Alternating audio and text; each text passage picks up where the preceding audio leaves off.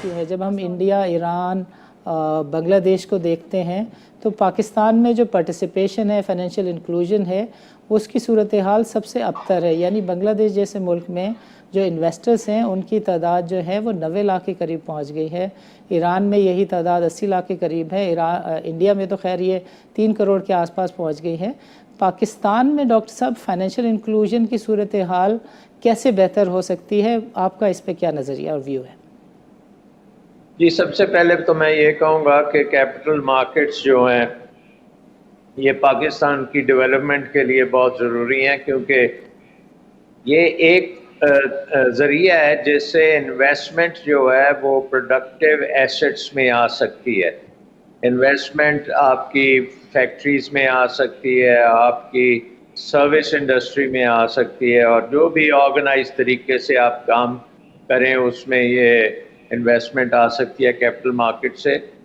بہت سے ڈیٹ کے جو ہیں انسٹرومنٹس اس کے ذریعے سے بھی آ سکتی ہے، سکوکس آپ کر سکتے ہیں اس کے ذریعے سے بھی آ سکتی ہے.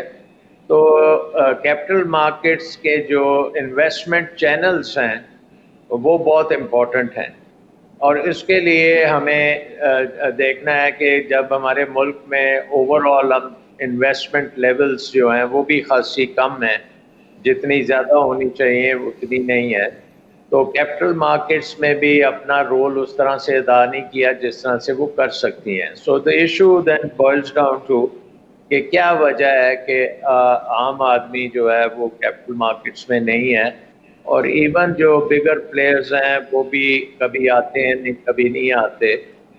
تو بڑے چھوٹے نمبر آف جو انویسٹرز ہیں وہ بڑے کم ہیں. ایک تو اس کی ریزن یہ ہے کہ historically even though stock market میں بڑا ریٹرنز بھی دیے ہیں، سارا کچھ کیا ہے، لیکن بہت ٹائمز یہ ایسے بھی ہوا ہے کہ انویسٹرز کو نقصان بھی بہت زیادہ ہوا ہے، کیونکہ اتنی حد تک capital market particularly stock market گری بھی ہے ہماری ہسٹری میں کہ جس کو آپ اسٹاک مارکیٹ کریش کہہ سکتے ہیں. اور وہ پرسسٹنٹلی ہر 5-10 سال کے بعد ایسی کوئی سچویشن آتی ہے جس میں یہ چیز ہوتی ہے. اور کیونکہ ہماری مارکیٹس جو ہیں یہ خاصی تھن مارکیٹس ہیں، یعنی کہ جو آپ نے پہلے بات کی کہ اس میں انویسٹرز کی تعداد کم ہوتی ہے، اور تو اس کے اوپر ایک امپیکٹ پرائسنگ کے اوپر بہت جلدی بھی آتا ہے. سو آئی تھنک کہ یہ ہمارا ایک ایشو ہے جس کو سالو کرنا بہت ضروری ہے، اور اس کے سلوشنز میں بہت سے ایلیمنٹس بھی ہیں. ایک ایلیمنٹ تو ہے ٹرسٹ کا، کہ آپ کی جو اسٹاک مارکیٹ کی مینجمنٹ ہے اور اس میں آپ کی ایسوسیٹڈ جو سروس انڈسٹری ہے اس پہ عوام کا کیا ٹرسٹ ہے، اور عوام کو کتنا اس کے بارے میں علم ہے کہ وہ آسانی سے ٹرسٹ کے ساتھ انویسٹ کر سکتے ہیں اور انہیں یہ ہو کہ ان کو کوئی دھوکہ نہیں دے گا. تو آئی تھنک ایک تو یہ ایلیمنٹ ہے جس میں پاکستان میں ہم نے خاصی پروگریس کر لی ہے. آپ کو پتہ ہے کہ ڈی میوچلائزیشن کا ایک پروسیس بہت لمبا چلا، جس میں یہ تھا کہ آپ نے جو بروکرز تھے ان کا رول اسٹاک مارکیٹ میں خاصا محدود کیا، اور اسٹاک مارکیٹ کو آپ نے ایک انڈیپینڈنٹ ادارہ بنایا ہے جس میں اب آپ کی فورن انویسٹمنٹ بھی شامل ہو گئی ہے. سو یہ ایک بہت بڑا سٹیپ ہے، اور اس کے پورے بینیفٹس جو ہیں وہ ابھی تک نہیں آئے. اور آئی تھنک کہ جب سے یہ ہماری اسٹاک مارکیٹ میں اب فورن انویسٹمنٹ بھی آئی ہے چائنا سے، اس کے بعد حالات کچھ ایسے ہوئے ہیں کہ اسٹاک مارکیٹ میں جو والیومز بلڈ اپ ہونی تھیں وہ ابھی نہیں ہوئی، لیکن مجھے امید ہے کہ وہ آگے چل کے ڈیفینیٹلی ہوں گی. دوسری بات یہ ہے کہ ہمارے جو عوام ہیں ان کو انفارمیشن جو ہے وقت پہ نہیں ملتی. کمپنیز کی بھی انفارمیشن جو ہے، بڑی چند ایسی کمپنیز ہیں جو اپنی زیادہ سے زیادہ انفارمیشن دیتی ہیں، اور ان کے جو ریزلٹس ہیں وہ ٹرسٹ وردی بھی ہوتے ہیں. تو وہ کمپنیز جو ہیں ان کے شیئرز بڑے اچھے رہتے ہیں مارکیٹ. بالکل سو صحیح. دیر از جس کو آپ بلو چپس بھی کہہ سکتے ہیں, ان کی بیسکلی ایک ٹرسٹ لیول ہے ان میں کہ وہ کمپنیز اٹریکٹ کرتی ہیں خاصا کیپٹل. ڈاکٹر صاحب دوسری جو کمپنیز, جی جی آپ فرمائیے ڈاکٹر صاحب. میں نے کہا دوسری کمپنیز بھی ہیں کہ بہت سی کمپنیز اپنے آئی پی اوز کرتی ہیں اور انیشل لیول پہ پہلی دفعہ اسٹاک مارکیٹ میں آتی ہیں, تو ان کو بھی اپنا ریکارڈ بنانا, ان کو کنونس کرنا کہ جو انویسٹر ہے اس کو فائدہ ہوگا, اس میں اپنی ریپوٹیشن کریٹ کرنا, ٹرسٹ کرنا, وہ اس میں بھی ٹائم لگتا ہے. اور پاکستان میں آئی پی اوز کے رولز ہم نے خاصے بہتر کیے ہوئے ہیں. بک رننگ کا کانسیپٹ بھی ہے کہ جو ایک نئی کمپنی آتی ہے اس کو پہلے یہ ہوتا تھا کہ پاکستان کے ادارے جو ایس سی سی پی سے پہلے تھے وہ ڈیسائیڈ کرتے تھے کہ کس پرائس پہ یہ فلوٹ کریں گے انیشل پبلک آفرنگ.